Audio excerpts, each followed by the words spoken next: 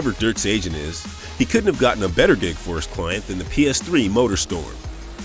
Sharing the screen with a mixed mess of vehicles made up of motorcycles, racing trucks, rally cars, dune buggies, and other off-roading vehicles, including the unlikely semi-truck, Dirk bathes in the limelight, leaping onto the screen for close-ups and contributing to spectacular slow-motion wrecks.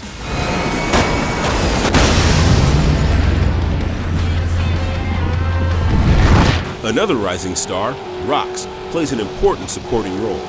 The on-screen chemistry between the two is great. So where does the player come in? You drive across the landscape and try not to smash yourself into flaming bits against the rugged track laid out before you. MotorStorm uses very advanced technology to create a very straightforward experience. Is this a worthwhile application of the PS3's power?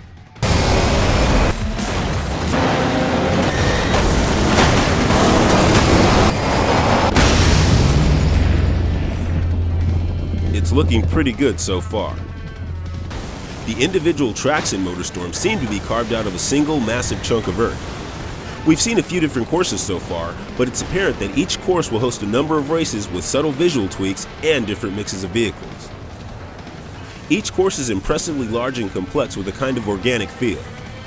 Natural features and man-made ramps facilitate sweet jumps and multiple routes that can take you around, below, or above the main track. There are also plenty of trouble spots created by unfriendly geographical features.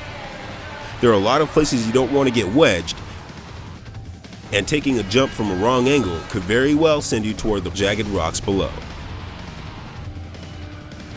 One interesting feature of MotorStorm races is that a lot of races allow different types of vehicles to race against one another. While a nimble motorbike may be able to easily outpace a burly semi-truck, smaller vehicles don't tend to react too well when larger vehicles slam into them. Whether or not it's actually fair in the end, it's pretty cool to see a mixed field of racers fighting for the lead and splitting off to different routes that may give them the advantage. We'll have to see how the online mode handles the mix to be sure. When you're playing on your own, you'll choose from tickets, each consisting of 4 races, and try to finish in the top 3. New tickets containing different courses and vehicle selections are unlocked as you earn points by winning races. The terrain offers a little less traction than smoothly paved asphalt, so expect to do a lot of slipping and sliding around, with the occasional flying off a cliff. Playing MotorStorm is as much a constant fight to stay on the track without totaling your vehicle as it is about winning the race. The crucial factor in both is knowing how to use your boost.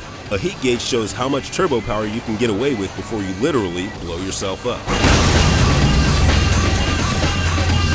Rather than saving your juice exclusively for straightaways, you'll need to constantly correct your direction and make sure you're going fast enough to survive a jump.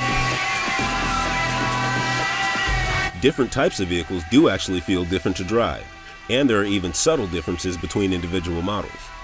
You can pick from a few different paint jobs too, so even if a race forces you to pick a vehicle class you're not comfortable with, you can at least exert a little control over what you're driving. MotorStorm bites off a huge muddy chunk of PS3 potential, and it doesn't look like it's going to be more than it can chew. The focus on dirty, craggy tracks and loose racing action gives the game a good bit of appeal. Gamers interested in playing in the mud should find it easy to look forward to checking out the online play and discovering the full muddy expanse of what the game has to offer.